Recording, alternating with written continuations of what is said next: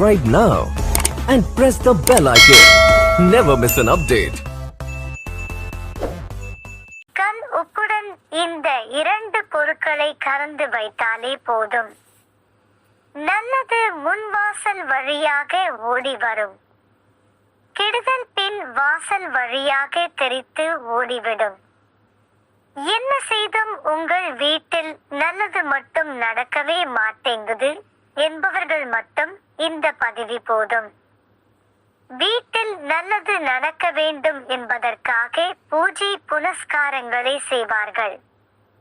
கோவிலுக்கு சென்று இறை வழிபாடு செய்வார்கள். தானங்களை செய்து வருவார்கள். மற்ற நல்ல காரியங்களையும் செய்து வருவார்கள். ஆனால் அவர்களுடைய வீட்டில் நல்லது மட்டும் நடக்க வாய்ப்பே இருக்காது. ஏதாவது ஒரு ரூபத்தில் தடங்கள் வரும். நல்லது நடக்க போகும் சமயத்தில் அந்த நல்லதை தட்டி பறித்துக் கொள்ளும். மன நிம்மதி கெடும். வீட்டில் சந்தோஷம் இருக்காது. சண்டை சச்சரவுகள் வந்து கொண்டே இருக்கும்.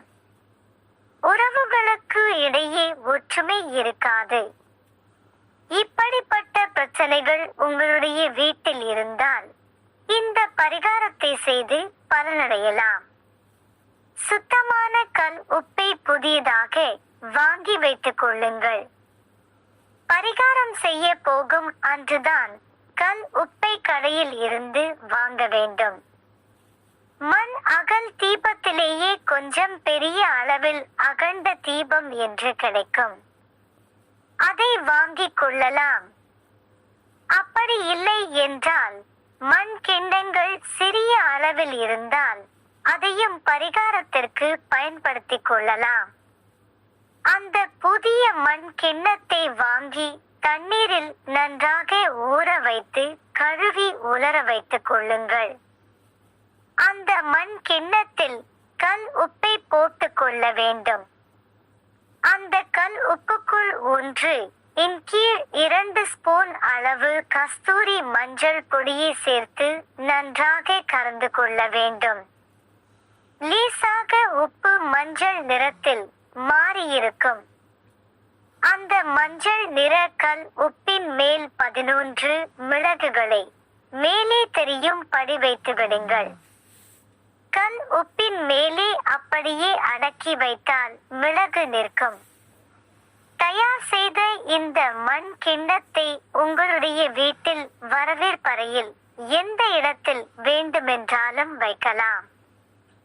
எல்லோர் கண்களுக்கும் தெரியும் படி வைத்தாலும் தவறு இல்லை. யார் கண்ணுக்கும் தெரியாமல் உயர்ந்த இடத்தில் வைத்தாலும் தவறு இல்லை. ஆகஸ்ட் முத்தத்தில் உப்பில் கஸ்தூரி மஞ்சளும் மிளகும் சேர்த்து உங்கள் வீட்டில் இருக்க வேண்டும்.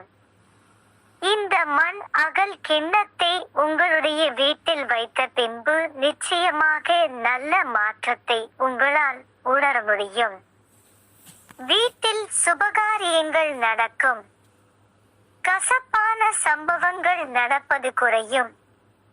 படிப்படியாக உங்களுக்கு சந்தோஷம் வந்து குவியும். வீட்டிற்குள்ளே நல்லது நுழையும்.